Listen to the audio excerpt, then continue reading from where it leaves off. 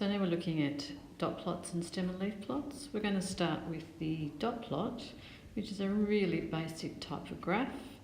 As it says, a dot plot consists of a number line with each data point marked by a dot. So for this example, the number of hours worked by each of 10 students in their part-time job is as follows, and we're asked to construct a dot plot for this data.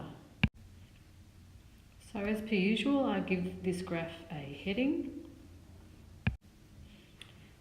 and I also need to label the axes, and we know that this is the hours worked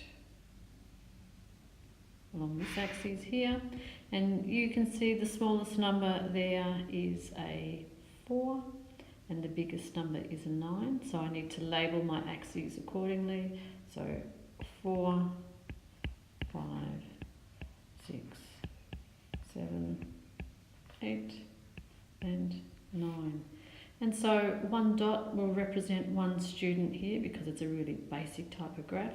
So you can see that how many students were actually working for 4 hours, and we've got 1 there, so we have 1 dot.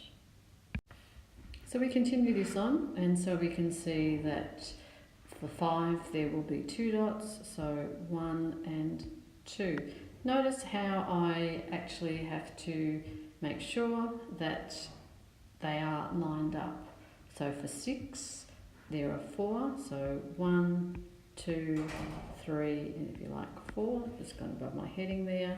Again, you can see they're all lined up. 7, there was 1. 8, there was 1, and 9, there was 1. Pretty simple graph.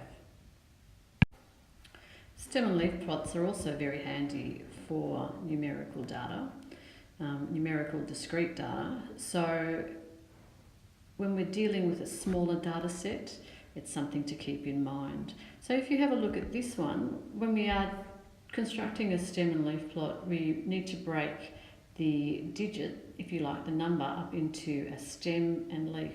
So we're looking here at our smallest number, which is a 2, and our biggest number, which is 60. And so our stem and leaf have to really incorporate all those numbers.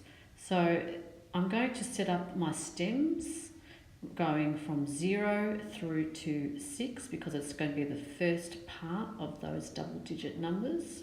And of course 2 would have to be 0, 2.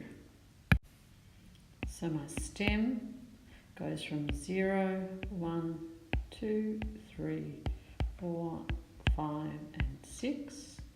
And then notice that it is ordered, and my leaf, which is the other part there, needs to be ordered as well from smallest up to largest.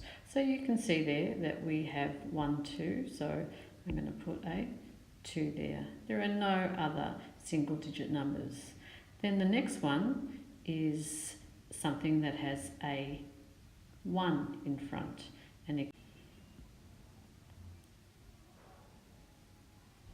And so you can see there that I've got 15, I've got 19, I've got another 19, another 19.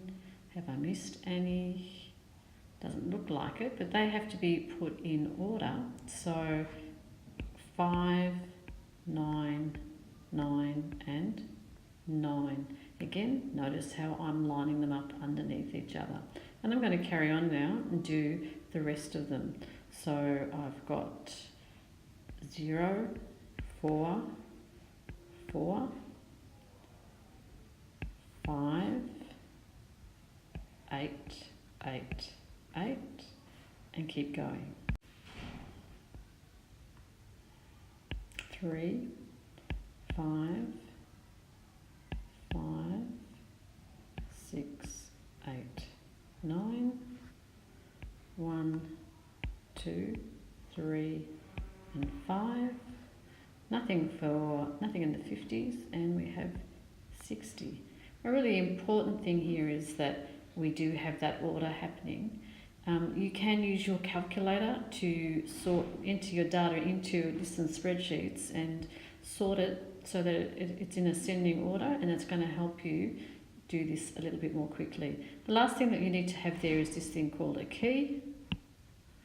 And the key here tells us what this data is all standing about. So we know it's about marks, but we can take any one of them. So even the last one there, which is 60/0, and we need to tell the reader that that stands for 60 marks. It's really important to make sure that you have a key for every stem and leaf plot.